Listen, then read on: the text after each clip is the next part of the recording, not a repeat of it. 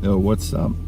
I just made a video on my new iPad. I'm not familiar with the whole iOS system, but I'm recording this because I don't know how to transfer this shit from GoPro onto the iPad, so I recorded this bullshit with the iPad. So starting off, I just want to give a shout out and a get well wish to Ken Heron, one of the big guys in the online YouTube community. He's a good dude. He got fucked up in a car accident. I feel pretty bad for him. It sucks, but I hope he's doing all right. He seems to be doing all right. He's making videos and whatnot. So yeah, it's freezing cold out right now. Oh, also shout out to Ghetto Drone and Official Mike and Mr. Steel and all these good dudes out there that are keeping the RC hobby alive. Yeah, so getting back to the video I made, I recently put a video up that I crashed my Mavic. I had some minor damage on the leg. I repaired it with a piece of balsa wood, which was not the best idea, but I did it anyway with some JB weld to see if it would be flight worthy, but didn't seem to, you know, I think the torque might have been too much from the thrust from the motor, and it was big props, so I decided not to even try it. So I ordered a new leg, and as a disclaimer, I just like to say I don't recommend, if you don't have any skills in you know, soldering, or you're not mechanically inclined, I recommend that you do not do what I did, because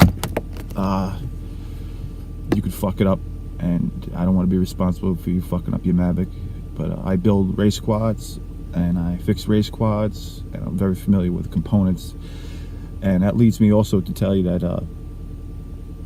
if you know anything about race quads and you decide to take apart a DJI Mavic, you're going to realize that the technology they're using isn't, you know, that spectacular. They're just using flight controller with GPS on it, and an accelerometer and gyros, and it's really not that great. You could buy this shit and you could build something as good or probably better for a third of the price, maybe half the price, and it won't be as pretty, it won't be as, you know, compact, but you know, there's nothing special going on there. They use 4-in-1 ESCs, you know, they got the gimbal, which is, you know, it's a big nut, but even that technology is getting old, you know, and they shouldn't be charging that much for it, because you could buy gimbals and hook them on to you know, long range FPV drones that you can build yourself on a real tight budget.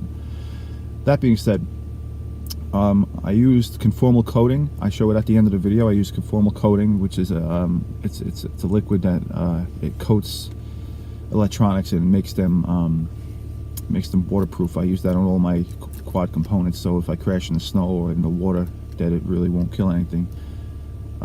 Also, you'll see me bending over every once in a while. I'm touching my heater, which is metal and it's grounded, just to ground myself, to keep any static on me, because I had a rug right beneath me, and I didn't want to have any static electricity, you know, shorting anything out on a circuit board.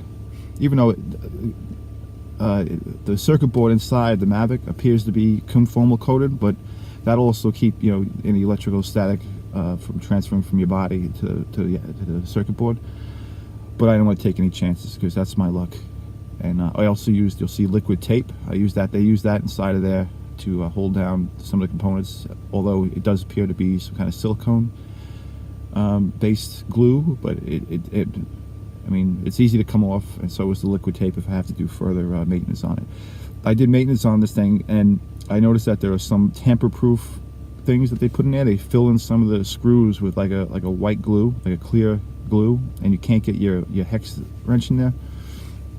So that's just, I mean, if you're going to do this, it's going to void your warranty. If you know, I don't know what it's going to do with that Carefresh program bullshit, but it's going to void the warranty probably. So I mean, I'm not going to ship my shit out to China when I can do this shit myself. You know, it's you buy all the components you need to fix these things, and if you're capable, then I would recommend you do it yourself. If not, then I would send it out and have it done, because, you know, I didn't use any flux, because flux can tend to you know, spray some little it boils, so you can shoot little solder balls off onto the circuit board, and that's bad because you can bridge something and it'll fry, and you're like, what the fuck happened? And it'll be because of that. So I didn't use any flux.